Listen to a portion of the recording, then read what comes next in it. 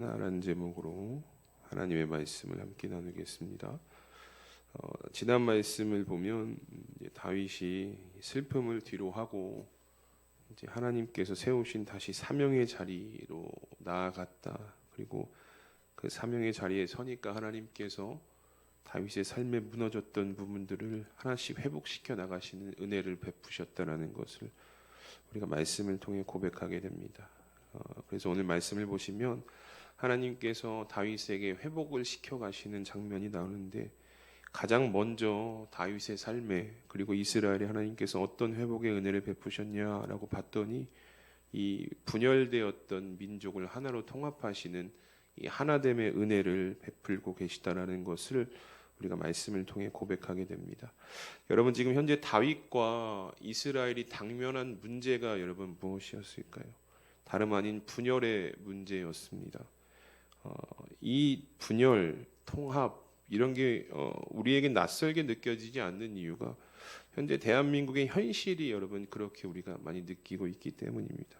지난 대선 기간을 보면 모든 대선 후보들이 공통된 공약이 바로 이 통합이라는 이야기가 나올 정도로 이게 우리 시대의 하나의 이제 화두가 되고 있는 것인데, 그래서 우리에겐 전혀 낯설지 않은 모습들로, 단어들로 또 익숙하게 들려오기도 합니다.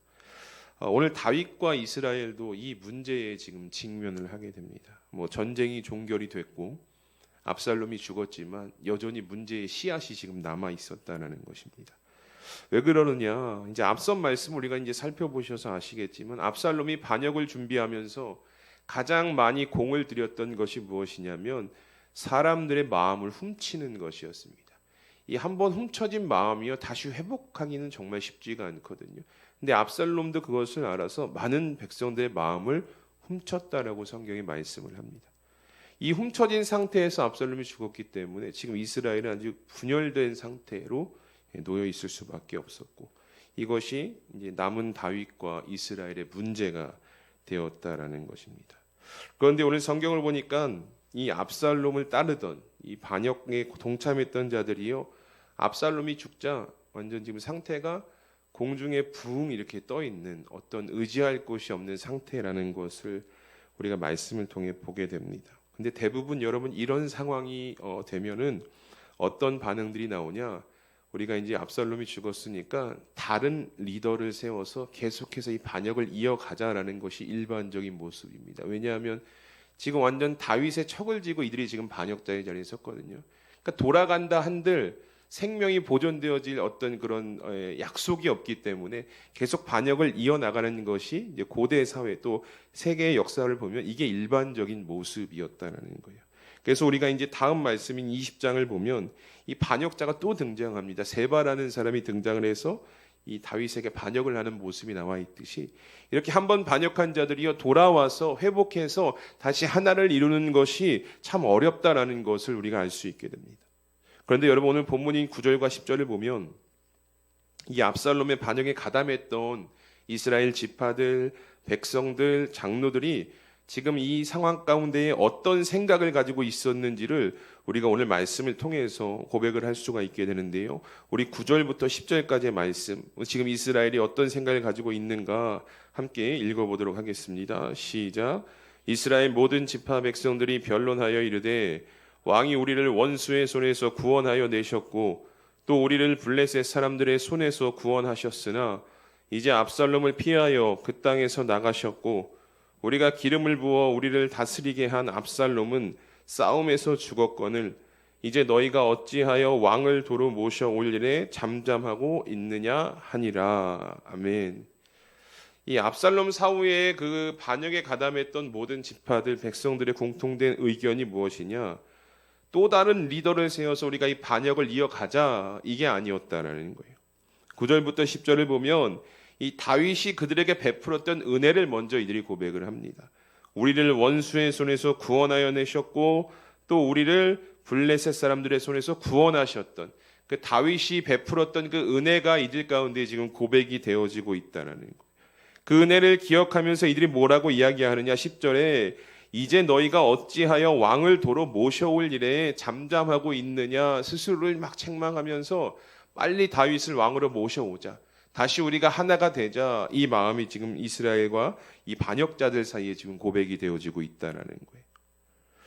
사실 뭐 우리가 생각하기에는요, 다윗이 이들이 다윗을 그리워하고 다윗에게 다시 돌아가서 하나가 되는 것이 뭐가 그리 대수롭게 여길 필요까지 있는가라고 여러분 생각하실 수가 있겠지만요, 사실 이들은 지금까지 어떤 일을 했냐면 서로를 죽이기 위해 전쟁했던 자들이었다는 것을 우리가 기억하실 수 있어야 해요. 그러니까 서로 너가 죽지 않으면 내가 죽는 이 전쟁의 피를 흘리는 싸움을 이들이 지금 함께 이루어 왔다는 거예요. 그런데 이런 상황 가운데 9절과 10절에 이스라엘 백성과 지파들이 다윗을 위하는 마음을 가지고 있다는 것은요, 인간으로서는, 우리가 사람으로서는 사실 갖기 어려운 마음이었다는 거예요. 그러면 이들이 어떻게 이런 마음을 품을 수 있었는가? 이 9절과 10절에 이스라엘 백성들이 어떻게 다시 다윗에게 돌아가자, 다윗을 다시 우리의 왕으로 모셔오자 이렇게 결단을 내릴 수 있었을까? 여러분, 이거는요, 아까 우리가 앞서도 말씀드렸지만 하나님께서 일하고 계시다라는 증거가 여기 지금 고백이 되어지고 있는 거예요. 사람은 그렇지 못하거든요. 지금 다윗이 너희를 용서하겠다 이 확답이 없어요. 돌아가면 반역자로 인해 처단당할 수 있는 상황도 존재했다라는 것이죠. 그럼에도 불구하고 다시 왕으로 다윗을 모시자 이 결단을 하게 되었다라는 것은요, 하나님께서 지금 일하고 계시다, 다윗을, 이스라엘을 회복시키시기 위해서 하나님께서 일하고 계시다라는 증거가 이 9절과 10절의 이스라엘 백성들, 반역자들의 마음 가운데, 입술 가운데에 지금 고백이 되어지고 있다는 것입니다. 여러분, 우리가 이 말씀을 보면서 하나 고백할 수 있는 것은 무엇이냐? 하나님은 공동체가 하나 되기를 원하시는 것을 누구보다 원하고 계신다라는 것을 이 말씀을 통해 우리가 고백할 수 있게 됩니다. 그럼 왜 하나님이 공동체가 하나 되기를 원하시느냐? 여러분, 우리는 하나님 한 분이신 하나님을 중심으로 모인 공동체이기 때문입니다. 저희 교회도 마찬가지고요, 오늘 이스라엘 백성들도 마찬가지라는 거예요.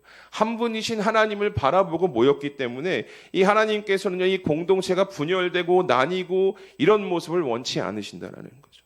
우리가 고린도전서를 보면요, 고린도 교회 문제 중에 하나가 대두되는 것이 무엇이냐면 교회 분열 이야기를 여러분 기록을 합니다.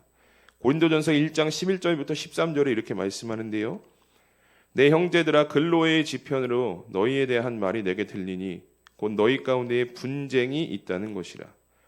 내가 이것을 말하거니와 너희가 각각 이르되 나는 바울에게, 나는 아볼로에게, 나는 게바에게, 나는 그리스도에게 속한 자라 한다는 것이니 그리스도께서 어찌 나뉘었느냐? 바울이 너희를 위하여 십자가에 못 박혔으며 바울의 이름으로 너희가 세례를 받았느냐라고 이렇게 이야기합니다. 교회에 문제가 있었다는 거예요. 한 분이신 하나님을 바라는 믿음을 가지고 모였는데 이 교회가 지금 분열이 되었다. 어떻게 그리스도께서 나뉘었느냐라고 책망을 담아서요, 교회를 향해 지금 권면을 하고 있는 바울의 모습을 보거든요. 한 분이신 하나님으로 모였는데 어떻게 하나님의 이름으로 모인 자들이 이쪽 저쪽으로 나뉠 수 있느냐라는 거예요. 이런 고린도 교회의 모습만 봐도요, 우리는요, 하나님께서 원하시는 것, 오늘날 교회를 향해서, 교회 공동체를 향해서 원하시는 것은 나뉘고 분열되는 모습이 아니라 하나, 통합되는 것을 하나님께서 원하신다라는 것을요, 우리 성도들은 고백할 수 있어야 합니다. 늘 말씀드리지만요, 여러분, 이 예수님의 이름으로 모인 공동체는요, 사실 그 구성원들을 쫙 들여다보면 하나를 이뤄간다는 것은 참 어렵다는 것을 우리가 고백하게 되거든요. 왜냐하면 세상의 다른 공동체들의 면면을 보면 뭐 세대도 비슷하고 수준도 같고 취미도 형편도 또는 정치적인 성향도 같은 자들이 막 모이는 거예요. 그래서 이야기도 잘 되고 뜻도 같고 그 안에서 막 하나가 되려는 모습들을 많이 보여줍니다. 그런데 여러분, 교회는 그렇지 않거든요. 교회는요, 헬라어로 에클레시아라고 합니다. 밖으로 불러낸 사람들이라는 의미예요. 하나님 예수님을 믿는 믿음 안에서 그리스도를 믿는 믿음 하나만을 가지고 모인 공동체가 교회라는 겁니다. 이 믿음으로 모였기 때문에 교회는요, 믿음만 강조되고 믿음만 보여주면 되는 거예요. 그 예수님을 향한 믿음으로 모인 공동체가 오늘 여기 앉아 계신 저와 여러분이다라는 것이죠. 그러다 보니 어떤 일이 발생합니까? 세대도 달라요. 또 환경도 형편도 수준도 각자의 생각이 다 다르지만 믿음 하나만을 가지고 지금 저희가 모였다라는 것입니다. 이것이 교회의 본질이거든요. 그런데 이런 현상들이요, 때로는 교회가 통합되어지는 과정 속에서 장애물이 되어지는데 무엇이냐? 믿음으로 모였잖아요. 그런데 이 믿음이 막 흔들리고 믿음이 약해지고 믿음이 뒷전으로 밀리면 무엇이 나타나느냐? 세대가 나타나게 되고 환경이 나타나게 되고 수준이, 정치적 성향이, 이런 것들이 교회 안에서 나타나면서 믿음으로 하나로 모였지만 결국 분열이 될 수밖에 없는, 믿음이 약해지고 믿음이 연약해질 때마다 이런 일들이 교회 안에 계속해서 장애물로 발생하는 것을 우리가 많은 교회의 모습을 통해서 고백할 수 있게 된다는 것이죠. 이게 오늘날 많은 교회가 겪는 공통적인 문제거든요. 그럼에도 불구하고 오늘 성경을 통해서 우리가 고백할 수 있는 것은 무엇이냐? 하나님은 교회가, 믿음의 공동체가 하나 되기를 바라고 원하시고 여전히 오늘도 그것을 위해 일하고 계신다라는 것을요, 우리가 오늘 말씀을 통해서 이 고백을 하나님께 드릴 수 있어야 한다라는 것입니다. 여러분, 에베소서 4장 3절부터 6절을 보면요, 이렇게 말씀하고 있어요. 평안에 매는 줄로 성령이 하나 되게 하신 것을 힘써 지키라. 몸이 하나요 성령도 한 분이시니 이와 같이 너희가 부르심의 한 소망 안에서 부르심을 받았느니라. 주도 한 분이시요 믿음도 하나요 세례도 하나요 하나님도 한 분이시니 곧 만유의 아버지시라. 만유 위에 계시고 만유를 통일하시고 만유 가운데 계시도다 라고 말씀하고 있어요. 제가 세봤어요. 하나라는 것이 몇 번 나오냐? 이 짧은 구절 속에 8번이나 하나님께서 지금 강조하고 있는 거예요. 교회와 성도가 하나 돼야 된다는 것을요, 이 짧은 3절부터 6절까지의 말씀 속에 8번이나 하나님께서 지금 강조하고 계시다라는 거예요. 우리 사랑하는 수함교회 성도 여러분, 바라기는요, 여기 앉아 계신 우리 수함교회 공동체가요, 이런 주님의 마음을 닮아서 하나 되기에 힘쓰시는 우리 공동체가 되시기를 주님의 이름으로 축복합니다. 성령이 하나 되게 하신, 믿음으로 모인 이 성령이 하나 되게 하신 교회 공동체의 하나됨을요, 우리가 힘써 지키는데 우리의 힘과 열성을 다해야 한다라는 것입니다. 그렇습니다. 하나님을 믿는 자들의 공동체, 하나님은요, 이 믿는 자들의 공동체가 하나가 되는 것을 원하시는 분이에요. 우리 교회를 향해서도, 그리고 오늘 하나님의 이름으로 부른 이스라엘 공동체를 향해서도 하나님이 이 마음을 지금 보이고 계신다는 거예요. 그리고 오늘도 그 일을 위해서 하나님은 지금도 일하고 계십니다. 그러면 하나 되기 위해서 일하시는 이 하나님의 모습을 닮아서 성도로 살아가고 있는 우리는 이 성령이 하나 되게 하신 것을 위해서 어떤 노력으로 이것을 힘써 지켜야 하는가? 여러분, 오늘 본문 11절부터 13절을 보면요, 이후에 다윗의 모습이 나오거든요. 이렇게 이야기합니다. 다윗 왕이 사독과 아비아달 두 제사장에게 소식을 전하여 이르되 너희는 유다 장로들에게 말하여 이르기를 왕의 말씀이 온 이스라엘이 왕을 왕궁으로 도로 모셔오자 하는 말이 왕께 들렸거늘 너희는 어찌하여 왕을 궁으로 모시는 일에 나중이 되느냐? 너희는 내 형제요 내 고륙이거늘 너희는 어찌하여 왕을 도로 모셔오는 일에 나중이 되리오 하셨다 하고, 너희는 또 아마사에게 이르기를 너는 내 고륙이 아니냐? 내가 요압을 이어서 항상 내 앞에서 지휘관이 되지 아니하면 하나님이 내게 벌 위에 벌을 내리시기를 바라노라 하셨다 하라 하여. 아멘. 다윗이요, 자신을 반역했던 반란군들, 이스라엘의 반란군들이 자신을 왕으로 모시고자 하는 마음이 있었다라는 소식을 듣게 됩니다. 왕궁에서 이 소식을 듣고 나서요, 기뻤겠죠. 하나님이 하나 되게 만들어 가시는구나. 하나님이 하나를 회복해 나가시는구나. 근데요, 다윗 입장에서 걸리는 게 하나가 있었다는 거예요. 그게 바로 무엇이냐면 유다 지파였습니다. 유다 지파. 이 정치적 상황을 고려했을 때 지금 유다 지파를 제외한 이스라엘 백성들이요, 이 다윗의 귀환을 지금 추진을 하고 있거든요. 왕으로 모셔오자. 만약에 여러분 이 이스라엘 어떤 이 반란군들의 마음을 담아서 다윗이 왕으로 귀환을 했고 예루살렘에 입성을 하면 이제 후에 이제 이스라엘과 유다 지파 사이의 정치적인 균형이 무너질 수 있는 위기가 초래해질 수 있는 상황이 지금 발생할 수 있었다는 거예요. 그러니까 다윗이 생각하기에 이 반란군들이 나를 왕으로 모셔서 내가 그대로 가서 왕이 되면 후에 이들의 입김이 세질 거다라는 것을 다윗이 알았다라는 것이죠. 더구나 여러분, 그래서 이 유다 지파를 보면요, 이 유다 지파는 사실 반역의 어떻게 보면 핵심인 자들이거든요. 왜 그러느냐?